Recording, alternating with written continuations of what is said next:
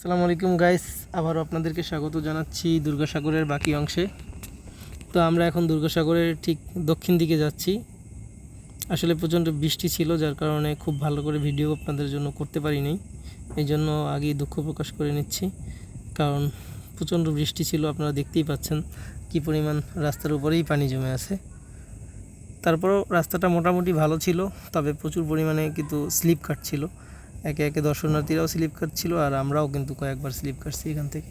তো চলেন দক্ষিণ সাইডে কী আছে একটু দেখে আসি। কিছু দূর যাওয়ার পরই দেখা যাচ্ছে বেশ কিছু বসার জন্য কিছু স্থান করেছে। আসলে বাগানের মধ্যে যদি এরকম জঙ্গল বলেন বা বাগান বলেন, গাছের নিচে বসে আড্ডা দেওয়ার মজাটাই একটু অন্যরকম। আর সাথে যদি মনের মানুষ থাকে তাহলে তো কোনো কথাই নেই। তো এই হচ্ছে দৃশ্য, চলেন একটু উপভোগ করি, সামনের দিকে যাই।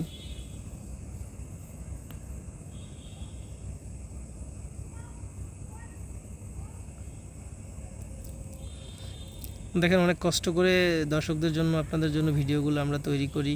আমাদের ভিডিওগুলো যদি ভালো লাগে অবশ্যই কিন্তু আমাদের ভিডিওগুলোতে একটু লাইক করবেন, আর আমাদের এই ফেসবুক পেজটা আর ইউটিউব চ্যানেলটাকে অবশ্যই একটু ফলো দিয়ে পাশে থাকবেন আমাদের।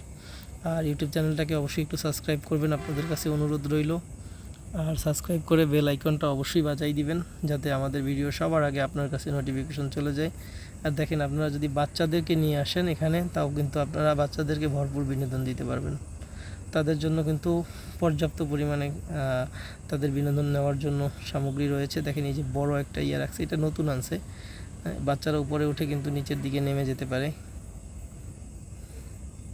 এই যে দেখেন, এটাও কিন্তু অনেক সুন্দর। এটা কিন্তু অনেক বড়। আমরা যেটা দেখে থাকি স্কুলে বা বিভিন্ন জায়গায়, ওগুলো কিন্তু ছোট থাকে, বাট এটা কিন্তু অনেক বড়। সব বয়সের বাচ্চারাই এখানে খেলাধুলা করতে পারবে এসে চাইলে। আর সামনের দিকে চলে না, একটু সামনের দিকে যাই। এখানে একটা অনেক সুন্দর করে একটা গোল চত্বরের মতো বানাইছে। এটা কিন্তু অনেক বছরের ঐতিহ্যবাহী একটা জায়গা, দুর্গাসাগর দিঘি।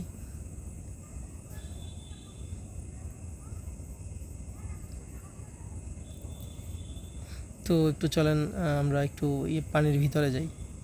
পানির ভিতরে তো আর যাবো না, জাস্ট আমাদের ওই ভিউটা নেওয়ার জন্য খুব সুন্দর একটা জিনিস তৈরি করেছে। এগুলো কিন্তু আগে ছিল না। আপনারা যারা 2-3 বছর আগে গেছেন তারা কিন্তু এগুলো দেখবেন না। সবই এখানকার কর্তৃপক্ষরা নতুনভাবে করছে। আর এখান থেকে কিন্তু দিঘিটাকে আরও সুন্দর লাগছিল। খোলা আকাশের নিচে এত বড় একটা দিঘি আসলেই বিরল। বরিশালের আর কোথাও এত বড় দিঘি আছে কিনা আমরা জানি না। যদি কেউ জানেন অবশ্যই একটু কমেন্ট করে জানাবেন। অসাধারণ ভিউ। আর বিশেষ করে দেখবেন যে প্রকৃতিটা যখন সন্ধ্যা হয়ে আসে তখন কিন্তু আরও অপরূপ দৃশ্য ধারণ করে। আর এখন সময়টাও ছিল আজানের কিছুটা আগে, আলোটাও একটু কমে আসছিল। আর ভিডিওগুলো আমার মনে হয় খুব পরিষ্কার আসছিল, মানে ভিউগুলো অনেক পরিষ্কার আসছিল।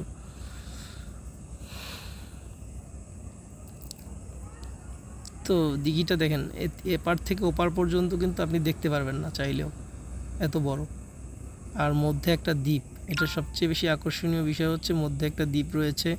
আর ওই দ্বীপের মধ্যে কী আছে ওইখানে কিন্তু যে আপনারা চাইলে যেতে পারেন নৌকা টৌকা নিয়ে। তো দেখেন, এই হচ্ছে ভিউ। আমরা এই উপর থেকে নিচে নেমে এসেছি। আমার কাছে কেন জানি মনে হয়েছিল কিছুটা পাহাড় পাহাড় ফিল পাওয়া গেছে। অনেক উঁচু থেকে নিচুতে নামলাম।